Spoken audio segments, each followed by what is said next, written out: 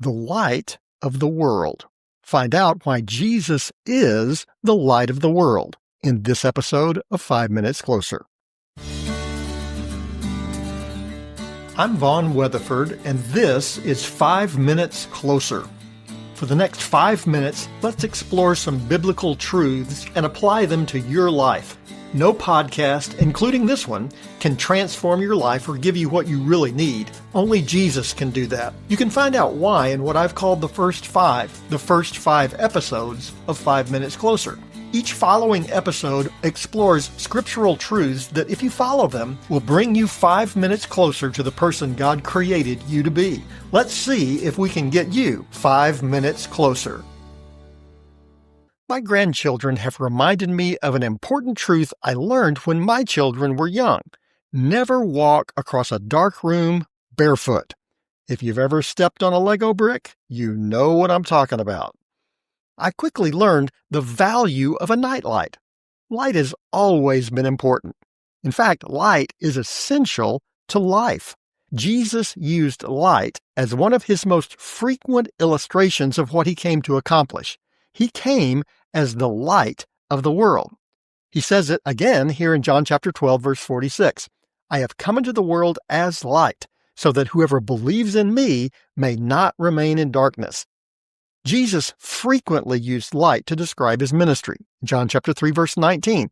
He says, and this is the judgment. The light has come into the world, and people love the darkness rather than the light because their works were evil. In John chapter 8, verse 12. Again, Jesus spoke to them saying, I am the light of the world. Whoever follows me will not walk in darkness, but will have the light of life. In John chapter 5, as long as I'm in the world, I am the light of the world. In John chapter 12, verses 35 and following, so Jesus said to them, the light is among you for a little while longer. Walk while you have the light, lest the darkness overtake you. The one who walks in darkness does not know where he's going. While you have the light, believe in the light, that you may become sons of light. And then here in John chapter 12, verse 46, Jesus repeats his statement with emphasis. The word Jesus uses in this verse mean literally, I and no other am the light. Jesus makes direct reference to the Old Testament scriptures that use light to identify God. The pillar of fire by night did more than guide and protect the people of Israel in the wilderness. The light reminded them that God was there. Jesus does the same with us. It is the reason he's called Emmanuel. He is God with us. If I gave you a 2.5 by 6 inch piece of paper with my picture on it, you might be gracious and say thank you, but after I left, you'd probably file it away somewhere, probably in file 13. No matter, I'm pretty sure I wouldn't keep a 2.5 by 6 inch picture of me either. But if I gave you a 2.5 by 6 inch piece of paper with Ben Franklin's picture on it, you might be a little more excited.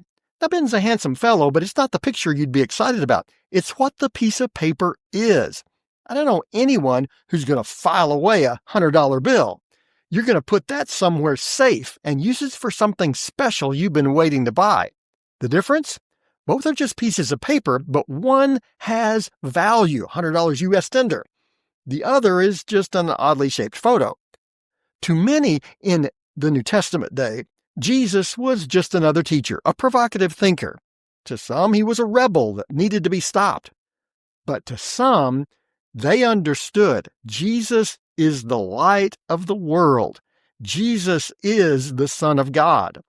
Jesus asks us the same question today. Who do you say that I am? Not who does the preacher on TV say I am, or who does that theologian say that I am, but who do you say that I am?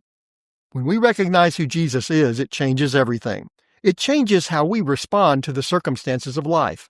The things that seem so important, the problems that seem so insurmountable, pale in comparison to the one who is the light of the world.